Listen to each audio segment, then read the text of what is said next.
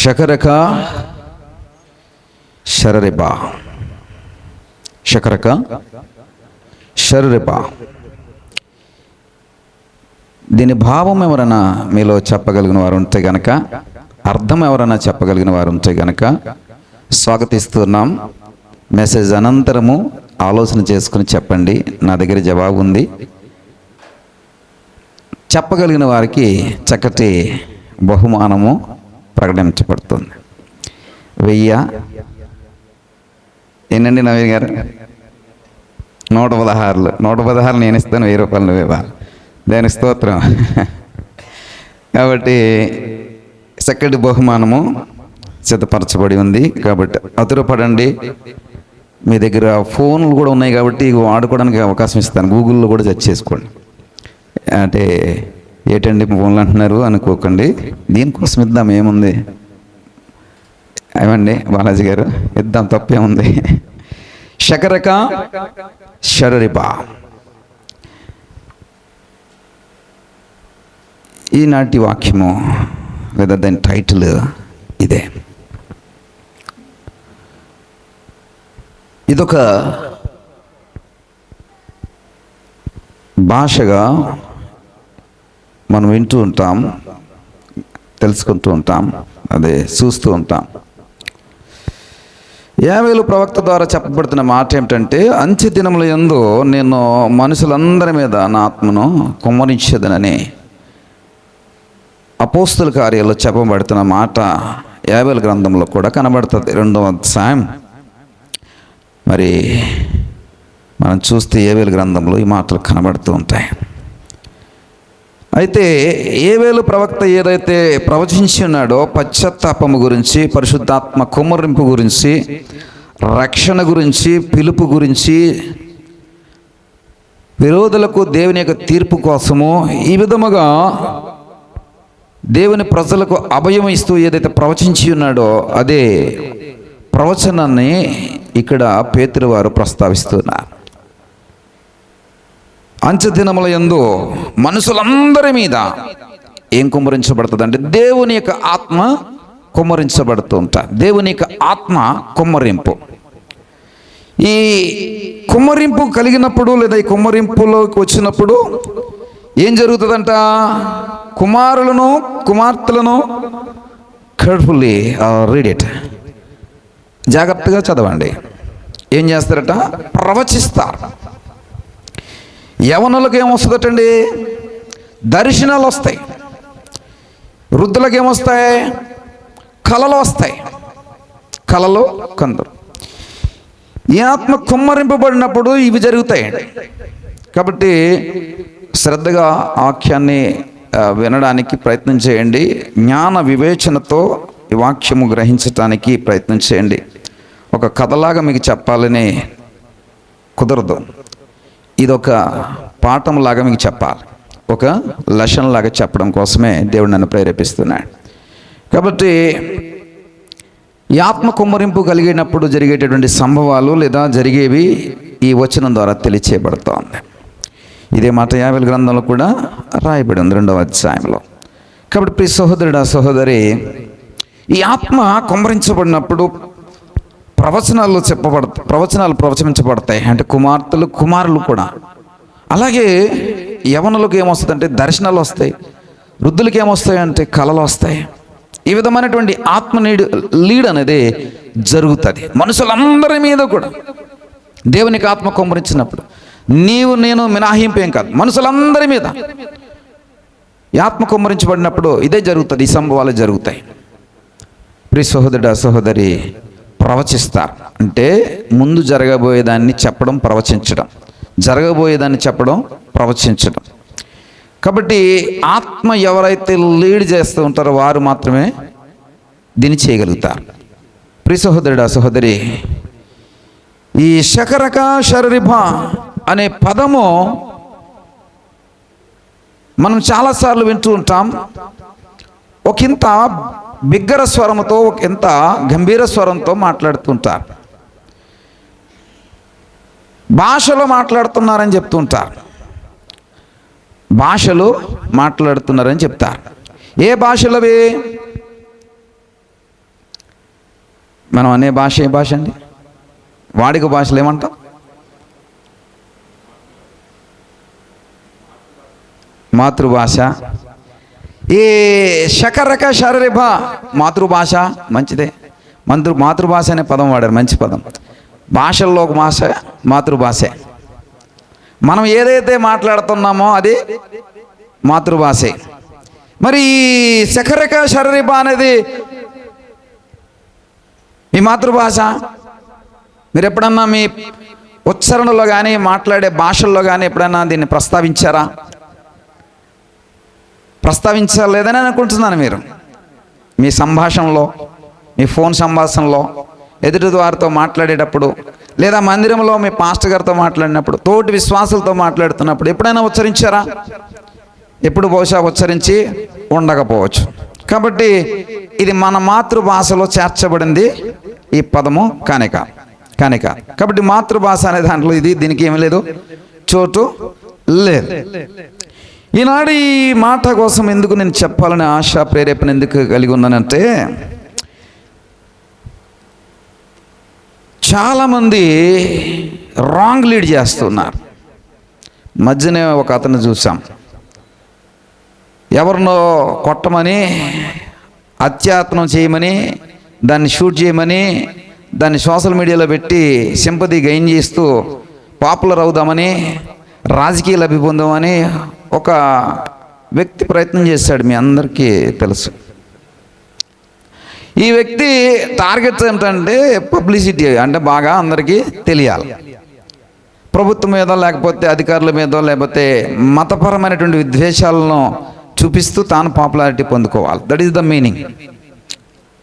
అతని ఉద్దేశం అది. ఇప్పుడు ఉద్దేశం ఏమవుతుందంటే, వాడి ఉద్దేశం ఏంటంటే పాపులర్ అవ్వాలి. అది ప్లస్ మైనస్. ఆడు నిజంగానే చెడ్డోడు అనుకున్నప్పుడు ఆడు మంచిగా ఎలా పాపులర్ అవుతాడు? చెడ్డగానే పాపులర్ అవుతాడు.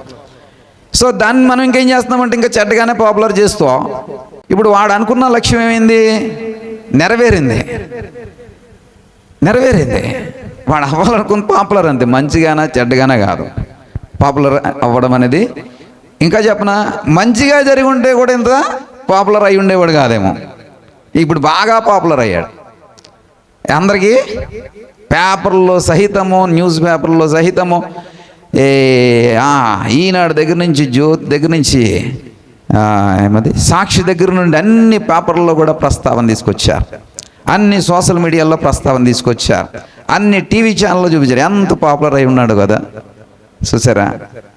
అదే మంచిగా నిజంగానే అది దాడి జరిగి ఉంటే అంత పాపులర్ అయి ఉండేవాడు కాదేమో.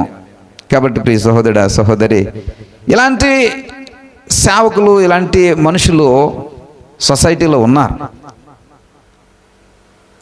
ఈ మంద కూడా అలాంటి సేవకులను ఎక్కువగా వెంబడిస్తూ ఉంటారు.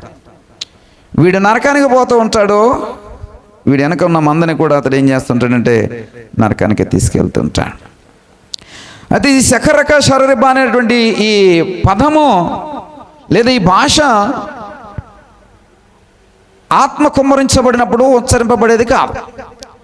ఆత్మ కుమ్మరించబడినప్పుడు ఏం జరుగుతుందని చెప్తున్నానండి? ప్రవచనం జరుగుతుంది, దర్శనాలు వస్తాయి, ఇంకా కళలు వస్తాయి. అంతే తప్ప ఈ భాష మాట్లాడడం అనేది ఉండదు ఆత్మ కుమ్మరించబడినప్పుడు. లిజన్ మీ కేర్ఫుల్. ఆత్మ కుమ్మరించబడినప్పుడు ఏముండదండి? భాష ఉండదు. ఏముంటుందండి? ప్రవచనం ఉంటుంది. ఏముంటుందండి? దర్శనం ఉంటుంది. ఏముంటుందండి? కళలు ఉంటాయి. ఇది మనుషులందరి మీద ఉంటుంది. ఎవరో ఒకరి మీద ప్రత్యేకించబడి కాదు,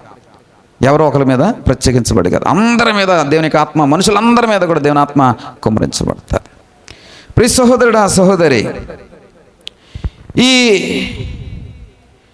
మాటను ఎందుకు చెప్తున్నానంటే, మోసపోకుడి అని వాక్యం చెప్తుంది. ఏం చెప్తుందండి? మోసపోకుడి.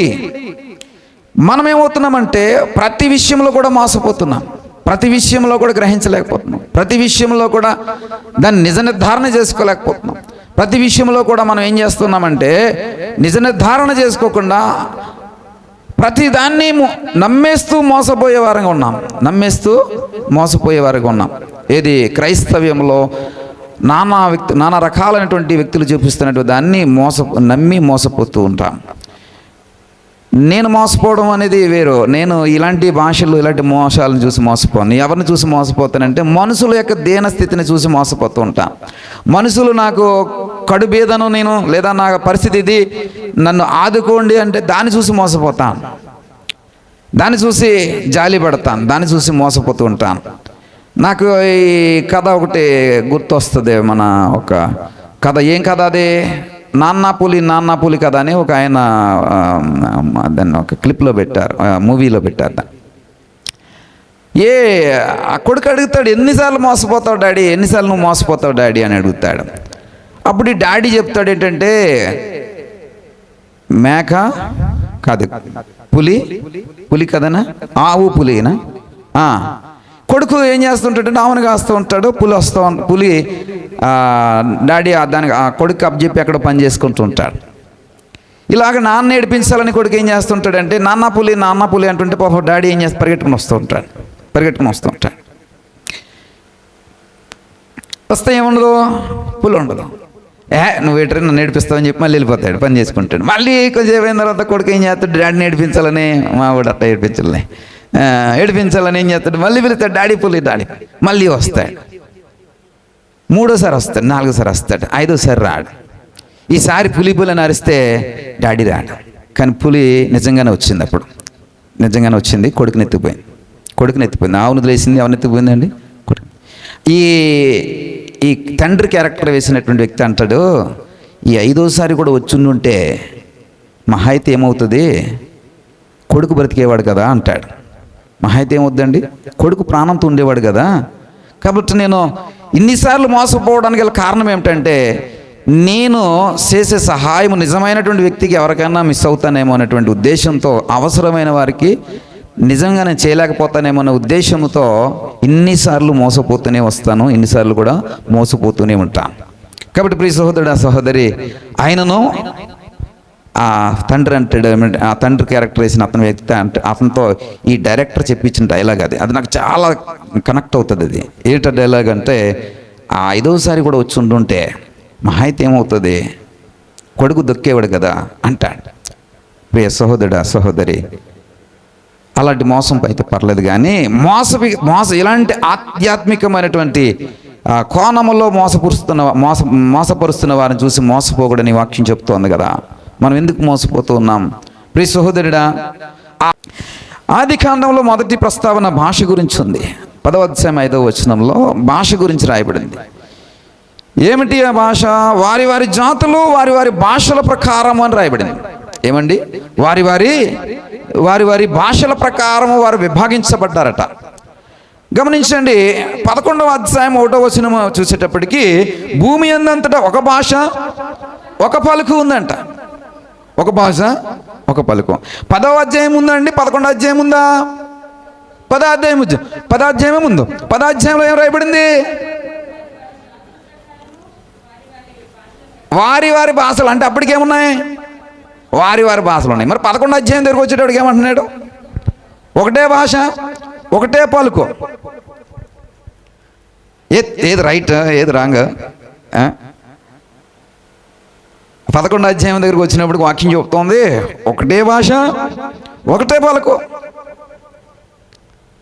10వ అధ్యాయంలో అంటుంది వారి వారి భాషలు బట్టి వారిని సెపరేట్గా గ్రూపులుగా ఉంచారట.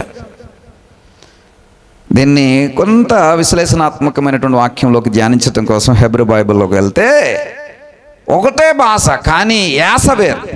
ఒకటే భాష కానీ యాసను బట్టి వారిని విభాగించుకున్నారు. యాసను బట్టి. యాస అంటే తెలంగాణ యాస వేరు, ఆంధ్ర యాస వేరు, ఉత్తరాంధ్ర యాస వేరు. యాస ఎక్కడి నుంచి అవుతుందండి? ఇది గోదావరి యాస. శ్రీకాకుళం మన మ్యూజిక్ డైరెక్టర్ గారు శ్రీకాకుళమేనా? ఒక యాస, ఒక మాట మాట్లాడండి. వీరు వ్యాస వేరు. వీళ్ళని చూస్తే శ్రీకాకుళం వాళ్ళని ఇట్టే తెలిసిపోతూ ఉంటుంది. బొబ్బులు లడుగు రాజేసి ఉన్నాడు. బొబ్బులు అంటే కంగారు ఎక్కువ. వాళ్ళకి కంగారు ఎక్కువ పడుతున్నాడంటే ఏమంటాం మనం? ఏదో బొబ్బులు ఎటరు అనేది అంటాం. ఈ బొబ్బులు కంగారు పడిపోయి రాజ్యాలు పోగొట్టుకున్నారు. యాస గోదావరికి అండి, ఇది యాస. యామ ప్రమలమ్మ గారు మన యాస అది.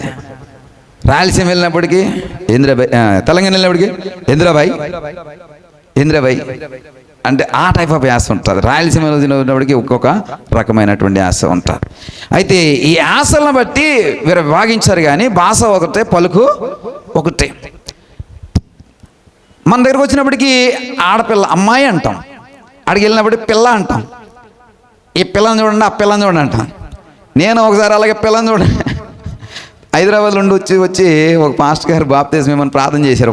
ఒక అమ్మాయికి ప్రార్థన చేయమని, నన్ను ప్రార్థన చేయమంటే నేను ప్రార్థన చేస్తూ, ప్రభా ఈ పిల్లని బాగా చూడండి, ఈ పిల్లని.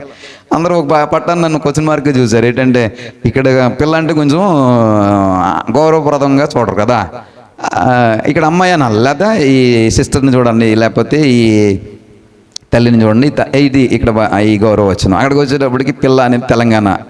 ఇక పోరి అదొక యాస. పోరి అన్నా ఇక్కడ అమ్మాయి అన్న ఒకటే.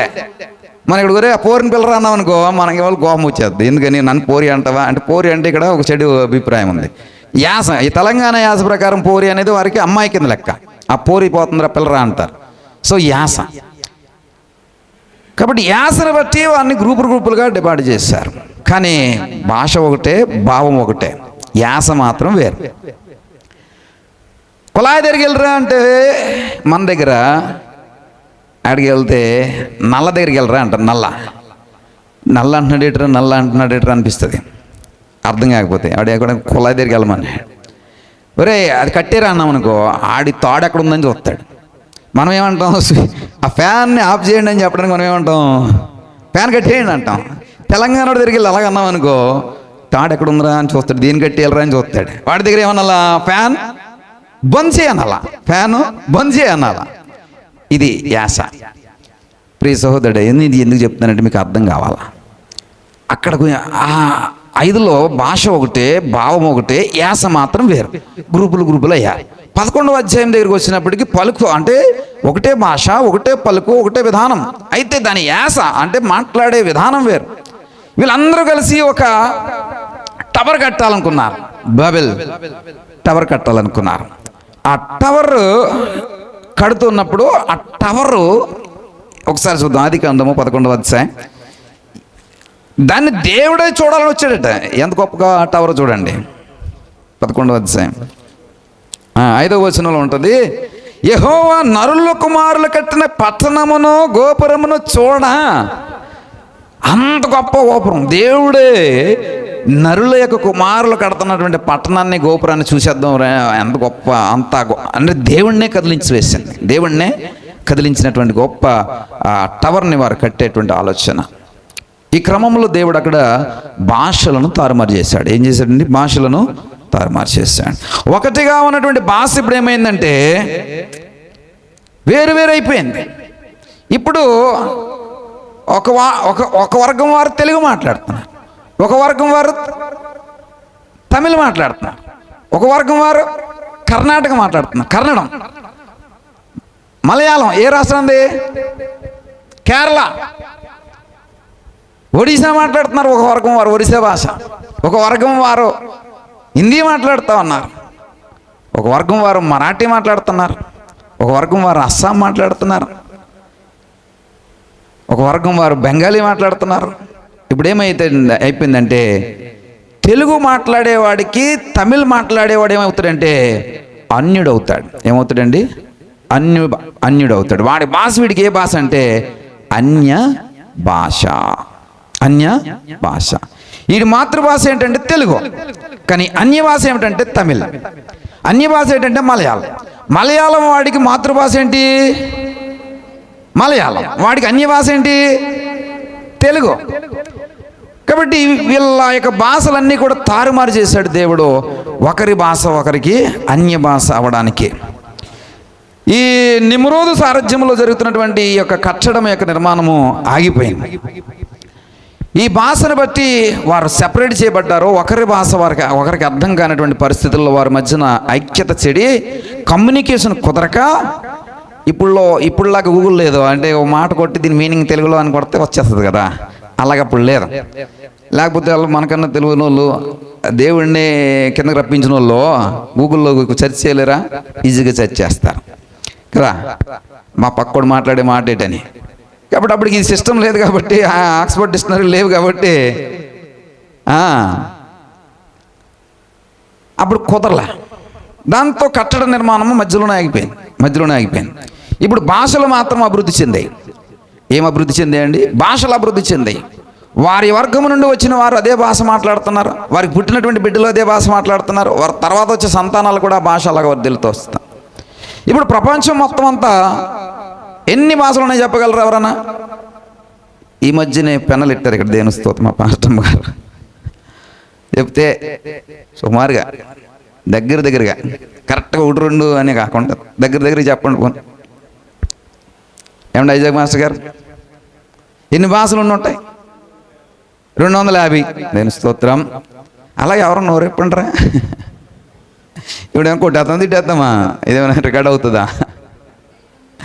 500 దాటి ఉంటుంది. దేవుని స్తోత్రం. ఏమండి వెసిలి గారు? సరే, ప్రతాప్ గారు పైకి లేస్తున్నారు ఇలాగా, నేను చెప్తాను అన్నట్టుగా. సుమారుగా 7000 భాషలు ప్రపంచంలో నేడున్నాయి. ఎన్ని ఉన్నాయండి? 7000 భాషలు. ఒక్క భాష నుండే అన్ని భాషలు అవతరించి నేడు 7000 భాషలు భూమి మీద చలమణి అవుతున్నాయి. 7000 భాషలు భూమి మీద చలమణి అవుతున్నాయి. అధికారికంగా ఈ భాషలన్నీ కూడా గుర్తింపబడ్డాయి. అధికారికంగా మా పాస్టమ్ గారికి ఒక భాష తెలుసు. ఒకటి చెప్పమ్మా. దేవుడు లోకమును ఎంతో ప్రేమించిన చెప్పండి.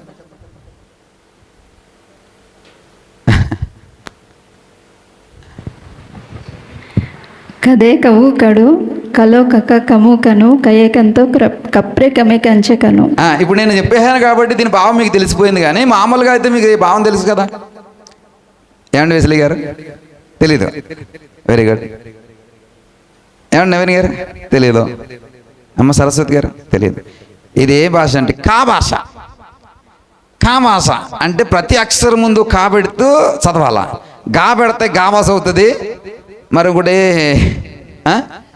చా పెడితే చా భాష అవుతుంది. కాబట్టి ఇప్పుడు నిన్ను ప్రేమిస్తున్నాను వెసిలి గారు కా భాషలో చెప్పండి. ఎవరిని ఇస్తారు వైపు చూసి చెప్పండి.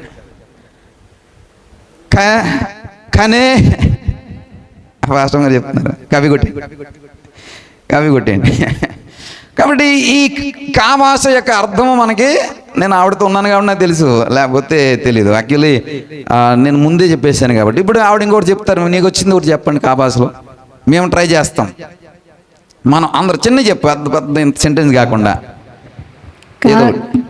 కా కందకరు కబా కగు కన్నకరా. అందరూ బాగున్నారా? అందరూ మళ్ళీ చెప్పండి. కా కందకరు కబా కగు కన్నకరా. అందరూ బాగున్నారా? ఇలా మనం ప్రాక్టీస్ చేస్తే ఏమవుతుందంటే ఆ భాష యొక్క భావం మనకు తెలిసిపోద్ది. తర్వాత కొన్ని వచనాలు వచ్చినప్పటికీ, కొన్ని సెంటెన్స్ వచ్చినప్పటికీ మనం కాల్కులేషన్స్ పెరిగిపోద్ది. ఇది దీని భావం అని మనకు తెలిసిపోద్ది. అంటే వారు మాట్లాడినటువంటి భాషకి ఏముందండి? అర్థము తెలిసిపోతుంది కదా. అంటే భాషకి ఏం తెలియాలండి? ఖచ్చితంగా అర్థం తెలియాలి. ఇక్కడ దేవుడు వారిని దండించాలనుకున్నప్పుడు, శిక్షించాలనుకున్నప్పుడు ఎవరిని రప్పించాడో తెలుసా? ద్వితీయోపదేశకాండం 28:49 రాయబడి ఉంటుంది. నీకు రాని భాష కలిగిన జనమును మీ యొద్దకు రప్పించుదును అంటాడు. ఏమంటాడండి? మీకు రాని భాష కలిగిన జనమును రప్పించుదను. అంటే మీ మీదకి ఎవరిని రప్పిస్తున్నానంటే, మీకు ఎవరైతే వస్తున్నారో వాళ్ళు మీరు మాట్లాడే భాష కాదు, వేరే భాష మాట్లాడతారు. వాళ్ళని నేను మీ మీదకి రప్పిస్తున్నాను. దేనికోసమో? మిమ్మల్ని శిక్షించడం కోసమే. ఎందుకని అంత గొప్ప శిక్ష దేవుడు వారి మీద వేసాడంటే, వారి యొక్క అవిధేయతను బట్టి, వారి యొక్క అక్రమాన్ని బట్టి. ఇప్పుడు భాష తెలిసిన వాడు వచ్చాడు అనుకోండి,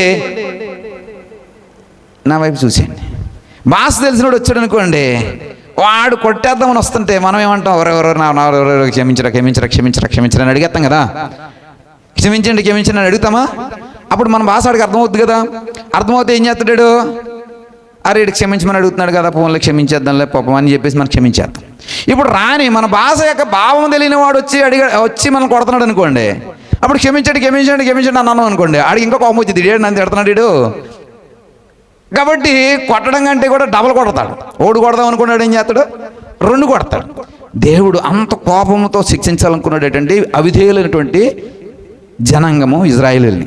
ఇక్కడ ఈ మాట ఎందుకు చెప్తున్నానంటే, దేవుడు శిక్షించాలనుకున్నప్పుడు వీళ్ళు మాట్లాడే భాష కాకుండా వేరే భాష మాట్లాడే వాళ్ళని వారి మీదకి రప్పించేవాడు. ఎందుకంటే వీడు కల సింపతిగా ఏం చేద్దాం అనుకున్నా, లేదా రిక్వెస్ట్ చేద్దామన్నా, క్షమించమని అడుగుదామన్నా కానీ అవకాశం కుదరకుండా, ఏ కోణంలో కూడా శిక్ష నుంచి తప్పించుకోవడానికి అవకాశం లేకుండా దేవుడు వారిని అదే చెప్తున్నాడు, నీకు రాని భాష కలిగిన జనమును నేను రప్పించేదను అంటాడు. మరి దానియేలు విషయంలో చూస్తే కనుక దానియేలుతో అంటాడు, బబులోను భాషను ఇతనికి నేర్పించండి అంటాడు. ఏ భాష అండి? బబులోను భాష. 1:4 దానియేలు గ్రంథం ఏమండి? బబులోను భాష. దానియేలుకి ఏ భాష రాదప్పటి వరకు. ఎందుకని? ఇతనికి ఇజ్రాయేల్ దేశస్తుడు కాబట్టి ఇజ్రాయేల్ భాష తప్ప బబులోను భాష ఇతనికి రాదు. ఇప్పుడు దానియేలు విషయంలో బబులోను భాష, దానియేలుకి ఏం భాష? అన్య భాష. కాబట్టి ఆ బబులోను భాషను ఇతను నేర్పించండి. ఈ భాషను నేర్చుకుంటే ఇతనికి ఏమొస్తుంది? సకల విద్య ప్రావీణ్యత రావాలి, జ్ఞానం రావాలి, వివేకం రావాలి, వివేచన రావాలి. కాబట్టి ఇతనికి కంప్లీట్గా ట్రైనింగ్ ఇవ్వండి. ఈ ట్రైనింగ్ ఇచ్చే క్రమంలో భాష అనేది చాలా ప్రాముఖ్యమైనది. చదువుదామా? 1:4 దానియేలు గ్రంథం.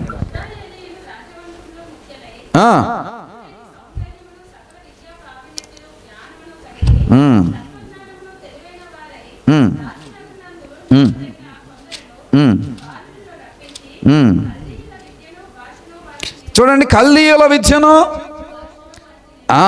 కల్దీయుల భాషను వారికి నేర్పించమంటున్నారు. అంటే అప్పుడు వరకు దానియేలుకి కల్దీయుల భాష అంటే బబులోను భాష, కల్దీయుల భాష అంటే వారికి రాదు కాబట్టి నేర్పించమంటున్నాడు. ఇజ్రాయేలీయులకి బబులోను భాష ఏమిటంటే అన్య భాష. కాబట్టి ప్రాముఖ్యమైనటువంటి స్థానాల్లో ఉంటున్నటువంటి దానియేలు లాంటి వ్యక్తులకి ఏమి ఉండాలండి? ఖచ్చితంగా అన్య భాష అయినటువంటి కల్దీల భాష తెలిసి ఉండాలి. కాబట్టి ఇతనికి అందులో ట్రైనింగ్ ఇవ్వండి అని చెప్తున్నాడు. ప్రియ సహోదరుడా, సహోదరి, ఈ భాష యొక్క ఆంతర్యాన్ని మనం గమనించినట్లయితే, నేను చెప్తున్న ప్రతి మాట కూడా జ్ఞానంతో ఆలోచన చేయండి. చెప్పిన తర్వాత శకరక శర రిబార్థం మీరు చెప్పాలా. వాడు భాషతో మాట్లాడుతున్నాడండి అని అంటున్నారు కదా, మీరు చెప్పాలా, తెలుసుకుని వెళ్ళాలా. అప్పుడు వారు మాట్లాడుతుంది మీకు అర్థమవుతుందా? నేను చెప్పే వాక్యాన్ని బట్టి మీరు దాని అర్థం చెప్పగలుగుతారని నేను అనుకుంటున్నాను. అర్థమవుతుందా? కాబట్టి వాక్యంను శ్రద్ధగా వినండి. ఇక్కడ రాని భాష ఏదండి? తమిళ మనకు రాని భాష కాబట్టి అది పరాయి భాష లేదా అన్య భాష. మన భాష కానిది ఏదైనా సరే మనకిది అన్య భాష. యెషయా గ్రంథం 28:1 చూసినట్లయితే, నత్తివారి పెదవుల చేతను అన్య భాషతోనూ ఈ జనులతో మాట్లాడుచున్నాడు. అయినను వారు జనులు వినలన్నప్పుడు, జనులు మాట్లాడడానికి అంటే జనులు విధేయత చూపించలేనప్పుడు దేవుడు ఏం చేస్తాడంటే అన్య భాషలతో మాట్లాడిపిస్తాడు. అరే ఈడేదో భాష మాట్లాడుతున్నాడరా, మనకు తెలియని భాష ఏదో మాట్లాడుతున్నాడరా, కాబట్టి మనం ఏం చేయాలా? అక్కడ వచనం ఏంటండి? అయినను అయినను అంటే ఏదండి? అన్య భాషలతో మాట్లాడినను వారు విననొల్లరి. అంటే అన్య భాష ఎందుకు మాట్లాడిస్తున్నారంటే, అరే ఏదో భాషతో మాట్లాడుతున్నారంటే మనం ఏదో గమనించాలి. మనకు తెలియని భాష అన్య భాష అంటే పక్కోడి భాషలో ఏదో మాట్లాడుతున్నారంటే మనం గమనించాలి, మనం విందామనేటువంటి శ్రద్ధ వీళ్ళకి రావాలా అని ఉద్దేశంతో దేవుడు అన్య భాషలతో మాట్లాడిపిస్తూ ఉంటుంటే వీళ్ళు ఏం చేస్తున్నారంట? దేవుని యొక్క ఉద్దేశం ఏంటి? అన్య భాషలతో మాట్లాడడం అంటే జాగ్రత్తగా వింటారు అనే ఉద్దేశంతో దేవుడు చెప్తున్నాడు అన్య భాషలతో మాట్లాడండి, అన్య భాషలతో మాట్లాడిపించడం. కానీ వీళ్ళు ఏం చేస్తారంట? విననొల్లని వారే. ప్రియ సహోదరుడా, ఈ అన్య భాషలతో మాట్లాడే ముందు కూడా ఒక మాట చెప్తున్నాడు, నత్తివారి పెదవుల చేత కూడా మాట్లాడిస్తాడు. అంటే నెత్తి వాడు మాట్లాడితే నాకు నెత్తి అంటాడు. మా వేసారు నన్ను మనకు కొంచెం నత్తి ఉంటుంది. నత్తి అంటే కొంచెం కష్టమైన పలకలేము ఇప్పుడు కూడా. దేవుడు మరి నా మోసే అదే అంటాడు, బుర్రవా నేను నత్తోడిని, నేను ఎలా నిలబడతాను, ఎలా వెళ్ళి నీ జనులు నడిపిస్తాను, నాకు మాట రాదు, మాట మాంద్యం ఉంది, నేను మాట మాంద్యం కలిగిన నేను ఎట్టా నిలబడతాను ప్రభు అంటే ఆ ప్రభు నెత్తలు తోడుగా అంటాడు. కానీ మోసే గురించి ఎబ్రిల్ రాసిన పత్రికలో ఏముంటుందో తెలుసా? అతడు మాట యందు ప్రావీణ్యము గలవాడని రాసి ఉంటుంది. మాట యందు ప్రావీణ్యం, మోసే మాటల యందు ప్రావీణ్యం కలిగిన వాడని రాసి ఉంటుంది. అంటే దేవుడి దగ్గర ప్రావీణ్యత పక్కన పెట్టి ఏమన్నాడంటే నేను ఒకటి మాధ్యం కలిగిన వాడని అబద్ధం ఆడాడు. అబద్ధం ఆడితే విడిచిపెడతాడు దేవుడు, విడిచిపెట్టాడు. మోసే మాట నేను అబద్ధం ఆడ నిజంగానే నెత్తి ఉంది కొద్దిగా, నెత్తి అంటే కొన్ని కష్టమైన పదాలు పలకలేము. కాబట్టి అలాంటి నెత్తివాడినైనా నా తాత దేవుడు ఏం చేస్తున్నాడు? వాక్యం చెప్పిస్తున్నాడు. ఆయనను మీరు ఎలా ఉన్నారు? వినేవారు కూడా భలే లాజిక్గా క్యాచ్ చేస్తున్నారు. వెన్న వారు ఉన్నారని అంటారేమనుకున్నాను. వినేవారు ఉన్నారండి. దేవుని స్తోత్రం. మీరు ఎవరండి? మీరు యాండ్ వేసలి గారు వినేవారు కదా? వినేవారు. దేవుని స్తోత్రం కలిగిన గాక. ఓలివే సంఘం ఏ సంఘం అండి? వినే సంఘం. దేవుని స్తోత్రం. కాబట్టి మనకు అన్ని భాషలు అవసరమా? Very good. ఎందుకని చెప్తున్న భాషలోనే మీకు అర్థమవుతున్నప్పుడు, వింటున్నప్పుడు ఎవరి కోసం అన్య భాష? విననల్లని వారి కోసం అన్య భాష. అన్య భాష అంటే ఏంటండి? మన భాష కాని భాష అన్య భాష. మన భాష కాని భాష అన్య భాష. ప్రియ సహోదరుడా, ఇకపోతే ఇదే మాట ప్రస్తావన కొరింథీయులకు రాసినటువంటి మొదటి పత్రికలో పౌలు వారు 14:21-22 ఇదే మాట ప్రస్తావిస్తారు. ఇది యెషయా ప్రవక్త ఏదైతే ప్రవచించాడో అదే ప్రవచనం అక్కడ కనబడతాం, అదే ప్రవచన సారాంశం అక్కడ కనబడుతుంది. కాబట్టి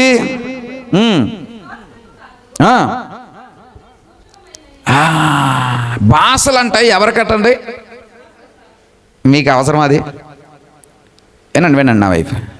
భాషలు ఎవరికట్టండి? వెరీ క్లియర్గా, వెరీ క్లియర్ కదా. ఏ భాషలు? అన్య భాషలు ఎవరి కోసం అంటే అవిశ్వాసుల కొరకు. అవిశ్వాసుల కొరకు అంటే విశ్వాసం అంటే ప్రభువునందు విశ్వసించలేని వారి కోసం అన్య భాషలు. అన్య భాషలు అంటే మళ్ళీ చెప్తున్నాను, మన భాష కాని భాష. మరి అది తమిళ్ అవ్వచ్చు, కన్నడ అవ్వచ్చు, బెంగాలీ అవ్వచ్చు, ఒరిస్సా అవ్వచ్చు, ఏదైనా అవ్వచ్చు. మన భాష కాని భాష ఏదైనా అవ్వచ్చు. అలాంటి భాషలు దేనికోసం వాడమంటున్నాడు? విశ్వాసుల కోసం వాడమంటున్నాడు. అవిశ్వాసుల కోసం వాడమంటున్నాడు. విశ్వాసులకు అవసరం లేదు. విశ్వాసులకు ఏం అర్థమవుతుంది?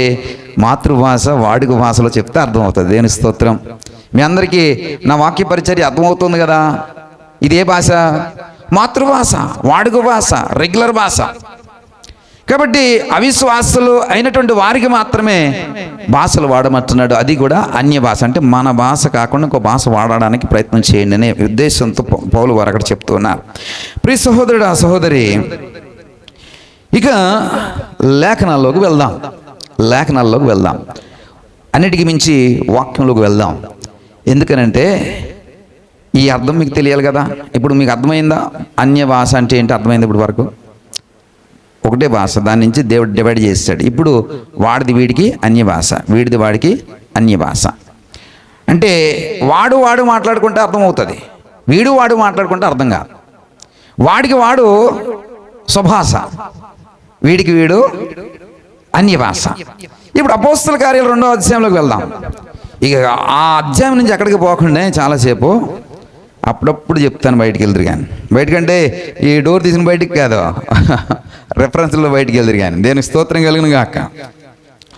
ఎందుకంటే ఇది చాలా అవసరం నేటి జనాంగానికి, చెదలబట్టేస్తున్నటువంటి క్రైస్తవ్యానికి, బూజులు పడుతున్నటువంటి క్రైస్తవ్యానికి, పనికి మాలినటువంటి భాష్యము చెప్తున్నటువంటి క్రైస్తవ్యానికి, దాని అర్థం ఏమిటో తెలియకుండానే దాన్ని వెంబడిస్తున్నటువంటి క్రైస్తవులకు ఈ వాక్యం చాలా అవసరమైంది.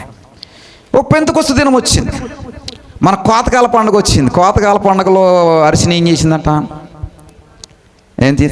కమిట్మెంట్, తీర్మానం చేసుకుందట. ఉపవాసం ఉండాలా, ఎట్టి విధము చేతనైనా, ఏ విధము చేతనైనాను. ఏ సబ్జెక్ట్ ఉంది? ఫిజిక్సా? తెలుగులో భౌతిక శాస్త్రం. భౌతిక శాస్త్రమేనమ్మా తెలుగులోని. భౌతిక శాస్త్రమును నరుడు, అదే మానవుడు అనేవాడికి అర్థం కానిటువంటి శాస్త్రం ఏదైనా ఉందంటే ఏటట? అది ఫిజిక్సేనంట. మొన్న ఎక్కడ విన్నాను. మొన్న వీళ్ళు ఎంసెట్ గాట్లకి వెళ్ళారు కదా, ఇది నీట్ రాశారు కదా. బాటనీ, జువాలజీ పట్ట రాసేస్తూ ఉంటారు. కెమిస్ట్రీ కూడా ఒక పర్లేదండి రాసేస్తారు. ఫిజిక్స్ దగ్గరకు వచ్చినప్పుడు ఒక్క బిట్ అటెండ్ చేయాలన్నా కూడా వీళ్ళకి బుర్ర పని చేయదాం. అది పెద్ద గందరగోళం. ఇది ఫిజిక్స్. మరి మరి ఆ గందరగోళంలో అరిషిని కూడా భయపడిందంట. దేవుని స్తోత్రం. అయితే ఉపవాస ప్రార్థనలో ఉండి దేవుడిని అడిగినప్పుడు దేవుడు ఏం చేశాడంట, ఆ శాస్త్రమునందు ఆమెకి పట్టించి ఎక్కడ తీసుకెళ్ళాడండి, 3వ స్థానము. 1, 2, 3 అరిసినే. దేనికి స్తోత్రం కలిగిన గాక. అంత గొప్ప జ్ఞానాన్ని దేవుడు, వివేకాన్ని దేవుడు ఇచ్చాడు. అడిగినప్పుడు ఇస్తాడు, అందులో సందేహమే లేదు. తెలియని దాన్ని ఆయన వివరిస్తాడు, మర్మములను బయలుపరుస్తాడు. దేనికి స్తోత్రం. ఎప్పుడంటే ఆయన అడగాలి, అడిగినప్పుడు తప్పకుండా ఇస్తాడు. ప్రియ సహోదరుడా సహోదరి, ఈ 2వ అధ్యాయంలో చూస్తే పెంతెకొస్తు పండుగ జరుగుతోంది. అందరూ కూడా ఆ పండుగకు వచ్చారు. మన కోతకాల పండుగకు వచ్చినట్టుగా అందరూ వచ్చారు. అందరూ కూర్చుని చక్కగా మనం చూడండి, ఆ రోజు చక్కగా మరి దేవుని యొక్క ఆత్మచేత నింపబడిన వారమై మంచి ఐక్యం. ఆ ఒక్కరోజు వస్తారండి, సాయంత్రం 6 గంటలకి అంటే కరెక్ట్గా 5:30కి వస్తారండి ఆ రోజు.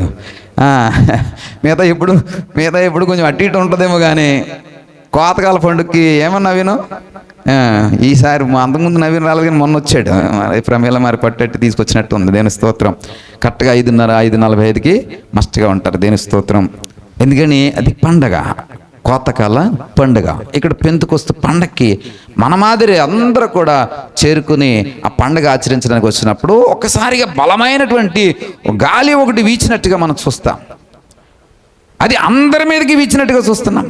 ఆ గదంతా వీచినట్టుగా చూస్తున్నాం. ఆ ఇల్లంతా కూడా 2వ అధ్యాయంలో రాయబడింది, ఇల్లంతయు నిండని రాయబడింది 2వ వచనంలో. ఆకాశము నుండి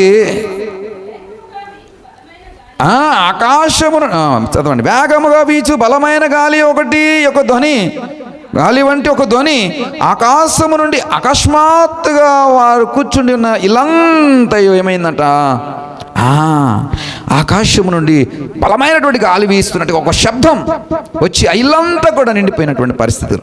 ఇలా నిండిపోగానే అక్కడ ఉన్నటువంటి కూర్చున్న వాళ్ళందరి యొక్క నాలుక ఏమైపోయిందంట, 4 భాగాలుగా చీరిపోయిందంట. ఎంతమంది అండి? 4 రకాలుగా చీరిపోద్ది వీరి సృజన. అసలు పెట్టి ఎలా పెట్టండి, మచ్చలు ఉన్నాయో చూసుకోండి ఒకసారి. ఈ 4 ఏమైపోయిందట, 4 రకాలుగా అంటే 4గా చీలిపోయింది. పాముకి ఎన్ని ఉంటుంది? పాము 4 అంటది కదా, 2 ఉంటాయి. ఇప్పుడు మనం అలాగంటుండ ఎన్ని రావాలా, 4 రావాలా అంటే పాము కన్నా డేంజర్ అయిపోతాం అనమాట. అంతే కదా.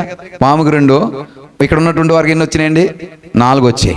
ఎప్పుడండి ఆ బలమైనటువంటి గాలి పెద్ద శబ్దం చేత నింపబడినప్పుడు 4, ప్రతి ఒక్కరి నాలుక అక్కడ చూడండి, ఒక్కొక్కరి మీద రాలగా అందరూ పరిశుద్ధాత్మతో నిండిన వారే, ఆత్మ వారికి వాక్శక్తి అనుగ్రహించిన కొలది అన్య భాషలతో మాట్లాడసాగరి. అగ్నిజ్వాల వంటి నాలుకలు విభాగింపబడి, చూడండి, మరియు అగ్నిజ్వాల వంటి నాలుకలు విభాగింపబడి నట్టుగా వారికి కనబడి, వారిలో ఒక్కొక్కని ఈ నాలుగుల్లో 4 అనే పదం నేను వాడాను కదా.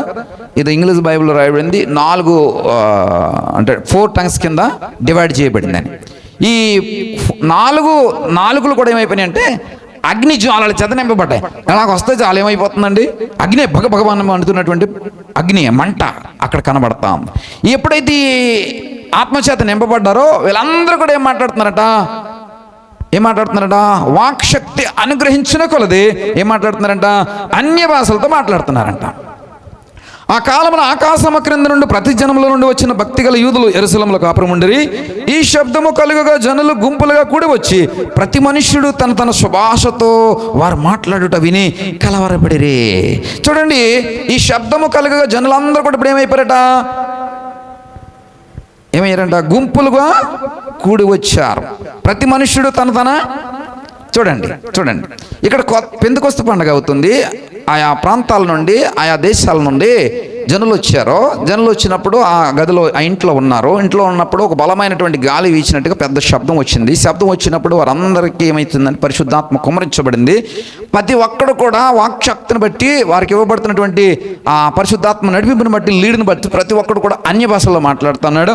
ఈ శబ్దము, ఈ గందరగోళాన్ని చూసి ఇంకా జనులందరూ వచ్చేస్తూ ఉన్నారు. ఆ పక్కన ఈ పక్కన ఏమవుతుంది అన్నట్టుగా వాళ్ళందరూ కూడా వచ్చి అక్కడ చేరుకుంటూ ఉన్నారు. ఈ శబ్దము కలిగి జనులందరూ కూడా కూడి వచ్చి ప్రతి మనుష్యుడు ఏం చేస్తున్నాడంట, మళ్ళీ చదవండి. అది అక్కడ ఏం కనబడుతుందండి, ఏం మాట్లాడడం, ఏం కనబడుతుంది? స్వభాష అంటే ఇందాక మా బ్రదర్ చెప్పినట్టుగా మాతృభాషతో మాట్లాడుతూ ఉన్నారు. అది చూసి ఏమయ్యారంట? కలవరపడ్డారంట. మొదటిగా అక్కడ కనబడుతుంది, అందరూ వాక్శక్తి వచ్చినప్పుడు మొదటిగా మాట్లాడింది స్వభాష అంటే సొంత భాషతో మాట్లాడారు. ఆ తర్వాత మనం చూస్తే అంతటి అందరూ విభ్రాంతి ఉంది, ఆశ్చర్యపడి ఇదిగో మాట్లాడుచున్న వీరందరూ గలిలీలు కారా? మనలో ప్రతివాడు తాను పుట్టిన దేశపు భాషతో వీరు మాట్లాడుట మనము వినుచున్నామే, ఇదేమి గలిలీలు కారా? మొదటిది ఏమన్నానండి? స్వభాష. స్వభాష అంటే గలిలీలు మాట్లాడుకునే భాష మాట్లాడడంలో పెద్ద గొప్పతనం ఏం లేదు. కానీ తర్వాత మళ్ళీగా కొంచెం అదే వాక్శక్తితో వారు మాట్లాడుతూ ఉంటుంటే వీళ్ళకి ఇంకా ఆశ్చర్యపడిపోతున్నారు. ఎందుకని ఆశ్చర్యపడిపోతున్నారట? వీరందరూ గలిలీలు కారా? మనలో ప్రతివాడు తాను పుట్టిన దేశపు భాషతో వీరు మాట్లాడుట మనం వినుచున్నామే. మనలో ప్రతివాడు, అక్కడికి వచ్చిన వారందరిలో అందరూ చాలామంది వచ్చారని చెప్పాను కదా. ఈ చాలామంది వచ్చిన వారిలో రకరకాలైనటువంటి వ్యక్తులు ఉన్నారు, రకరకాల భాష మాట్లాడేవారు ఉన్నారు. ఇప్పుడు వాళ్ళందరి భాషలో వీరు మాట్లాడుతున్నారంట. నాలిక అగ్ని వల్ల ఏదైతే విభాగింపబడినట్లుగా అయిందో వారందరూ ఏం చేస్తున్నారంట? ఆ వచ్చిన వారి యొక్క భాషలలో మాట్లాడుతూ ఉన్నారంట. దానిని చూసి ఏరయ్యారంట, ఆశ్చర్యపడ్డారంట, విభ్రాంతిని ఉన్నారంట. మనలో ప్రతివాడు తాను పుట్టిన దేశపు భాషతో. ఇక్కడ రెండో మాట ఏంటండి? ఇందాకది స్వభాష, ఇక్కడ రెండో భాష ఏంటండి? దేశపు భాష. అంటే అక్కడికి వచ్చిన వారి యొక్క దేశాలు, ఆ దేశపు భాషలు ఎవరు మాట్లాడుతున్నారండి? ఆత్మచేత నింపబడిన వారు మాట్లాడుతున్నారు. మళ్ళీ వెరీ కేర్ఫుల్గా వినండి. ఇక్కడ మాస మాట్లాడుతుంది. ఏ భాష? అన్య భాష మాట్లాడుతుంది. ఈ అన్య భాష ఏంటి భాష అంటే అక్కడికి వచ్చిన వారు ఎవరైతే ఉన్నారో వారి యొక్క భాషలో, అటు దేశపు భాషలలో వీళ్ళు మాట్లాడుతున్నారు. అంటే ఆ భాషకి ఏముందండి? ఒక రికగ్నైజేషన్ ఉంది, ఒక గుర్తింపు ఉంది. ఏంటి ఆ దేశపు వారు? చూద్దాం. 9వ వచనం. 16 దేశాలు ఉంటాయి. ఎన్ని ఉంటాయండి? 16 దేశాలు ఉంటాయి. ఈ 16 దేశస్తులు అక్కడికి వచ్చారంటే పెంతెకొస్తు పండగకి హాజరయ్యారు. ఈ 16 దేశస్తులు అక్కడ జమకూడి ఉంటూ ఉండగా, లేకపోతే అక్కడ అందరూ కూడా ఒక సంఘముగా సమూహముగా కూడి ఉంటూ ఉండగా, ఇక్కడ పరిశుద్ధాత్మ చేత నింపబడినటువంటి వారు వారి యొక్క నాలుకలు విభాగించబడి పరిశుద్ధాత్మ చేత వాక్శక్తితో మాట్లాడుతూ ఉంటుంటే ఆ వాక్శక్తిలో నుంచి ఏమొస్తుందంటే అన్య భాషలు వస్తున్నాయి. ఏమిటి అన్య భాషలు అంటే? ఏ దేశాల నుంచి అయితే ప్రజలు వచ్చారో ఆ దేశపు ప్రజల యొక్క భాషతో మాట్లాడుతున్నారు. దేని స్తోత్రం కలిగిన గాక. Listen me very carefully. ఏ భాషలండి? ఆయా దేశపు వాసుల యొక్క భాషతో వీరు మాట్లాడుతున్నారు. అంటే ఆ భాషకి ఏముందండి? గుర్తింపు ఉంది, అధికారపు గుర్తింపు ఉంది. ఆ దేశపు భాషలు, సపోజ్ రోమియన్స్ వచ్చారు, రోమన్ భాషలో మాట్లాడేస్తూ ఉన్నారన్నమాట. ఇక్కడ మనం చూసినట్లయితే చాలా దేశాలు కనబడుతూ ఉన్నాయి కదా. పార్తీలు వచ్చారు కదా, వారి కోసం ఈ ఆడికి అప్పటి వరకు ఇక్కడికి ఏం రాదు? పార్తీల భాష రాదు. కానీ పరిశుద్ధాత్మ చేత నింపబడ్డప్పుడు పార్తీల భాషతో మాట్లాడుతున్నాడు. అప్పటి వరకు నాకు తమిళ్ రాదు, కానీ నేను ఆత్మచేత నింపబడినప్పుడు ఏం మాట్లాడతాను? తమిళతో మాట్లాడతాను. నాకు నిజముగా ఒరిస్సా భాష రాదు, కానీ పరిశుద్ధాత్మ చేత నింపబడినప్పుడు ఒరిస్సా ఖచ్చితంగా మాట్లాడతాను. ఇది ఆత్మచేత నింపబడినప్పుడు అన్య భాషలు మాట్లాడడం అంటే ఇది. దాని యొక్క భావము నిజానికి నాకు తెలియదు, కానీ పరిశుద్ధాత్ముడు ఏం చేస్తుంటాడంటే దాన్ని మాట్లాడిపిస్తాడు. అయితే వీడు మాట్లాడింది ఇది అని చెప్పడానికి పక్కనే ఒక్కొక్కడిని ఖచ్చితంగా అర్థం చెప్పేవాడిని ఒకడిని దేవుడు పెడతాడు. మాట్లాడేటువంటి భాష యొక్క అర్థాన్ని చూసినట్లయితే 1 కొరింథీ 12వ అధ్యాయం 10వ వచనం. ఇప్పుడు కొంచెం బయటికి వెళ్దాం.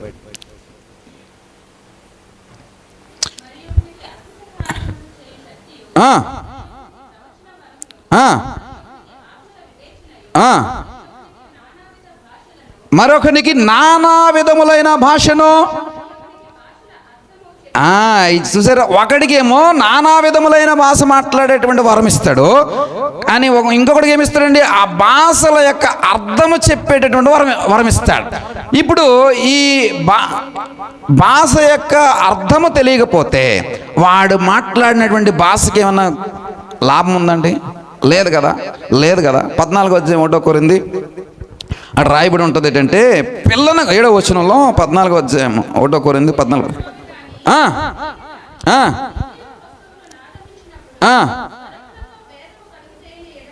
చూడండి, స్వరములతో భేదము కలుగ చేయని ఎడల ఈ ఊదినదేదో మీటినదేదో ఎలాగ తెలుసును? ఒకవేళ నేను ఒరిస్సా భాషలో అనర్గళంగా మాట్లాడేస్తున్నాను పరిశుద్ధాత్మను బట్టి, మీకు అర్థం కాలేదు, ఎవరికైనా ఒరిస్సా నుంచి వచ్చినోడికి అర్థమవుతుంది, కానీ మీకు అర్థం అవ్వాలంటే ఖచ్చితంగా దాని అర్థం చెప్పేవాడు ఒకడు ఉండాలి. అదే అంటున్నాడు అంటే పిల్లన గ్రో ఊదినా, నాదం ఊదినా, మీటిన ఊదినా ఏం తెలియాలండి? ఆ స్వరములలో భేదము తెలియాలి. బోర ఊడివాడు, తర్వాత చదవండి అమ్మా 8వ వచనం, బోర స్పష్టముగా ఓదకపోతే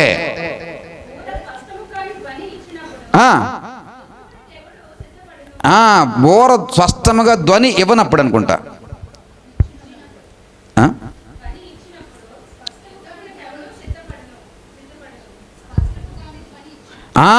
అది కావాలి. కానీ స్పష్టమా ఏం చెప్తున్నారా? నాకు శివుడు వచ్చినట్టు ఉంది. అల్లు స్పష్టముగా కానీ ధ్వని ఇచ్చినప్పుడు, బోర స్పష్టముగా కానీ ధ్వని వచ్చినప్పుడు ఏమవుతుందటండి? మా ఎవడో కూడా యుద్ధానికి రెడీ అవ్వడు. మామూలుగానే వెళ్ళగరు. ఇక బోర సరైనటువంటి సౌండ్ చేసి హూమ్ హూమ్ అని ఊదినప్పుడు సరైనటువంటి యుద్ధానికి స్టార్ట్ అవ్వండి రోహే అన్నటువంటి ఒక స్వరం ఉంటుంది. ఆ స్వరం తగ్గట్టుగా వీడు వదలదనుకోండి, మామూలుగానే వీడు లేకడు. సరిగ్గా ఓదకపోతే అస్సలు ఎత్తాడండి, లేకడు. అంటే సరైనటువంటి భాష మామూలు భాషే కాదు, అది మనం మాట్లాడే భాష కానే కాదు.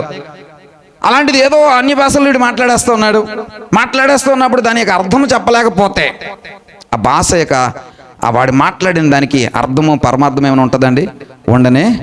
ఉండదు. ఖచ్చితంగా ఎవరు ఉండాలండి? భాష మాట్లాడే, అన్య భాష మాట్లాడే తలంతుతో పాటు అన్య భాషల యొక్క భావము చెప్పేటటువంటి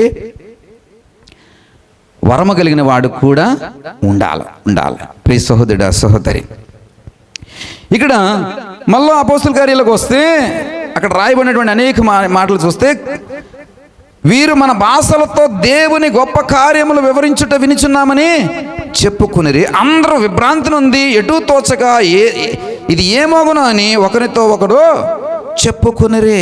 వాళ్ళు ఏమనుకుంటున్నారంట? అరే వీరు మన భాషలతో దేవుని గొప్ప కార్యాలని, ఏ భాషలతో? ఈ సుమారుగా 16 దేశాల నుంచి వచ్చారు కదా, ఆ 16 దేశాల నుంచి వచ్చినటువంటి ఆ దేశస్తుల యొక్క భాషలో ఎవరు మాట్లాడుతున్నారు? ఆత్మచేత నింపబడిన వారు మాట్లాడుతుంటే ఈ దేశస్తులు అనుకుంటున్నారు ఏమని? అరే మన దేశపు భాషలో మాట్లాడుతున్నారే, అరే ఇంత దేవుని కార్యాలను ఇంత గొప్పగా మనకు అర్థమయ్యే విధంగా దేవుని యొక్క కార్యాలను ఎంత వివరిస్తూ ఉన్నారే, ఇది ఏమవును అని ఆశ్చర్యపడిపోతూ ఆలకిస్తూ ఉన్నారంట. దేవునికి స్తోత్రం కలిగిన గాక.